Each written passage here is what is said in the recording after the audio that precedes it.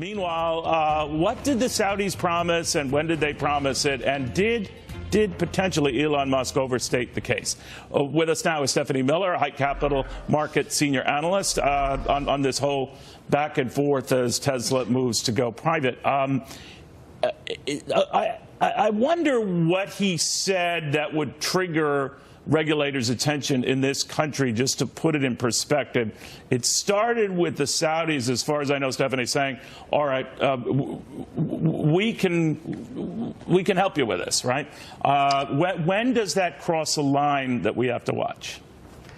I think it was less about those conversations and more about the mechanism by which Musk alerted his shareholders and the public, which was that very short tweet last week, which, you know, there's news today. It surprised the board. That's not great news to be coming out. If his confidants and the folks who are seniors in the company weren't prepared or didn't know that this was coming, that's probably not a good sign. I think it's less about who this was and how these conversations sort of unfolded privately, but there is a responsibility to shareholders about when and how you make announcements like this. Stefanie, that tweet said that funding was secured. Was that a misleading statement? It doesn't sound like the funding was secured. It sounded like there was discussions between Musk and the Saudis, but that they didn't necessarily commit to anything. They hadn't submitted documentation or formal proposal. Is that what the phrase that's going to get potentially him in trouble? Yeah, that seems concerning to me. It's hard to know what regulators will think in the end. I feel as an analyst of these tech regulatory issues, I keep witnessing these first ever experiences that we're going through as a society where the technology is progressing so rapidly. But the parsing every word, considering what every word means, these types of things are under much greater scrutiny when Elon Musk is breaking kind of boundaries by using Twitter to make an announcement like this, and that does seem concerning. If saying that you've secured something that isn't secured, that does seem very misleading. Stefanie, by the way, we're getting word. I don't want to interrupt you there, but Stefanie is announcing. Tesla is announcing the formation of a special committee to look into this going private thing. But your thoughts on that? That's great. I think. Yeah, I thought you'd feel that way. I just wanted to pass it along. Yeah. I mean, I think it's great. I think anything to bring some formality to this is going to be meaningful. I think the blog post was sort of a double-edged sword for them. On one side, the blog post yesterday, to clarify, where Musk kind of laid out in much more detail what he had hinted at last week. It was great to give more information. It also sort of makes me question, you know, did all that information need to be given initially? What will regulators think? That there was a follow-on lengthy sort of explanation for what Mr. Musk was thinking. All of that sort of, it has good and bad notes to it. But, you know, at the end of the day, Twitter is an approved medium for companies to make announcements. There is the idea that companies need to have some precedent in how they've made announcements on Twitter in the past. There's question around if Musk has blocked people from following him. Does that sort of preclude certain shareholders potentially from having access to that information? I think all those are going to be questions that SEC regulators are asking. Well, Stefanie, we just saw the tweet. You know, it seems like Tesla is working with some high-powered, you know, bankers, Goldman, Silver Lake, advising on this deal, some lawyers as well. And this would be, if this actually occurs, it could be the largest leverage buyout of all time at $70 billion. This is a company that doesn't really generate a lot of cash flow.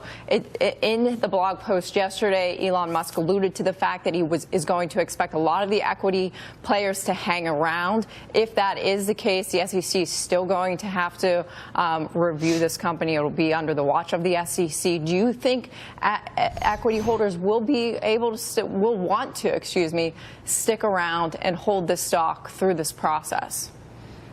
You know, this is an interesting company in how unconventional its leader is. And a lot of people have sort of invested in him as much as in the company. It's hard to imagine that sort of sentiment and the emotional attachment and sort of belief in what Elon Musk believes that that would go away just because of the structure of whether it's publicly or privately held. So I have to think that the regulatory scrutiny is obviously one thing, but there's a lot of evangelists out there, and it's hard for me to imagine that that goes away. Stefanie, Tesla burns through cash. It's got short sellers coming after it. It's got a couple of bonds that are coming due.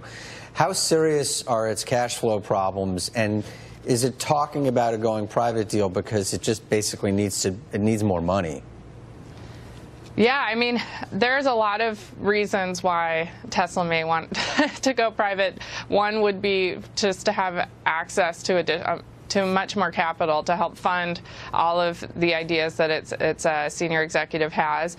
Another would just be to kind of come out from the scrutiny of being a publicly held company, which comes with a lot of strings attached for someone who is so creative. So it does seem like there would be multiple things that would make a buyout or a transition to a privately held sort of entity very attractive for this specific company. Now, Elon Musk, he has a 20% stake in the company as it stands now, right?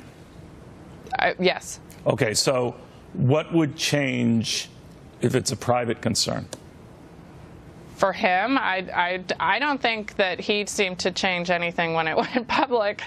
It would be hard for me to imagine anything about him, his commitment to the company, or his vision for what the company means will change based off of the structure of how the capital is held. So the other point I had, and we were discussing during the break, is many of the attached maybe questionable intentions to his comments last week about Saudi funding and all the rest. Couldn't it just be, no unspoken thought? He has done this on analyst conference calls and the rest, that there's nothing sinister afoot here. Obviously not a smart thing to do, but as far as, something Machiavellian or anything, I guess might be pushing it. Agreed. Yeah, this seems... I think that one thing that investors in this company are pretty aware of, and that those of us who've been observing it from the outside are aware of, is that the intentions seem to be very, very good and pure most of the time along the way, even when the decisions made maybe leave us scratching our heads because of how unconventional or unconformist they are to how the rest of us is done. Well put. Stefanie, thank you very, very much. Kat, I was thinking of you and young people in general. The allure of electric cars, is it still there? I don't know. I don't really think so. I don't have a car whatsoever. I don't even know anyone with an electric car. I mean, it's a little more complicated. But you, again, don't leave your apartment that much. I don't leave my apartment, and when I do, I do have a driver's license, and I really, really shouldn't. I haven't driven in about 5 years. That's scary. Yeah. That is very, very scary. All right.